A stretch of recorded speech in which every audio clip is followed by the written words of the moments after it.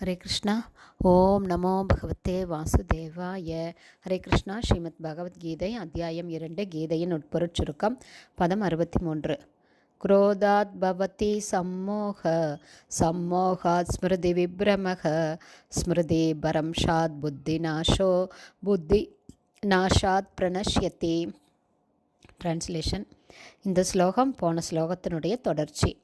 போன ஸ்லோகத்தில் என்ன சொன்னார் பகவான் அப்படின்னா, புலன் இன்ப பொருட்களை எண்ணுவதால் ஒருவன் அதன் மேலே பற்றை வளர்த்து கொள்கிறான். அந்த பற்றுதலிருந்து ஆசையும், அந்த ஆசை நிறைவேறாவிட்டால் கோபமும் வருது அப்படின்னு பகவான் சொன்னார். இந்த ஸ்லோகத்தில் என்ன சொல்கிறார் அப்படின்னா, அந்த கோபத்திலிருந்து மயக்கமும், மயக்கத்தால் நினைவு நிலை இழப்பும் ஏற்படுகிறது. நினைவு குழம்புவதால் அறிவு இழக்கப்பட்டதும் ஒருவன் மீண்டும் ஜட சூழலில் இழிந்து வீழ்கிறான். அப்படின்னா என்ன அர்த்தம் அப்படின்னா, ஏதாவது ஒரு பொருள் வாங்கணும் அப்படின்னு நாம் ஆசைப்பட்டால் அது மேலே நாம் பற்றுதலை வளர்த்துக்கிறோம். எந்த பௌதீகமான பொருளாக வேணால் இருக்கலாம்.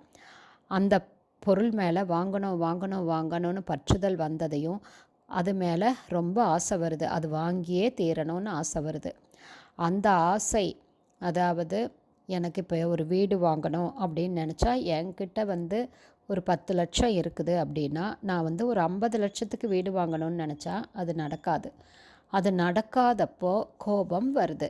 அப்படி ஒரு கோபம் வரும்போது மயக்கம், சினத்திலிருந்து மயக்கம் அப்படின்னா, இங்கே மயக்கம் அப்படிங்கிறது நல்லது கெட்டதை பிரித்து பார்க்க தெரியாத ஒரு அறியாமை. அந்த ஒரு அறியாமை வரும். அந்த மாதிரி அறியாமை தான் சம்மோக அப்படின்னு சொல்கிறாங்க.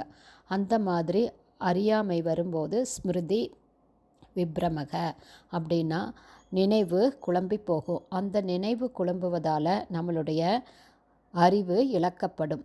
அந்த மாதிரி நம்மளுடைய அறிவு இழக்கப்பட்டதுமே நாம் மறுபடியும் இந்த பிறப்பு இறப்பு முதுமை நோய் அப்படிங்கிற இந்த பௌதீக உலகத்தில் நாம் சிக்கிக்குவோம்.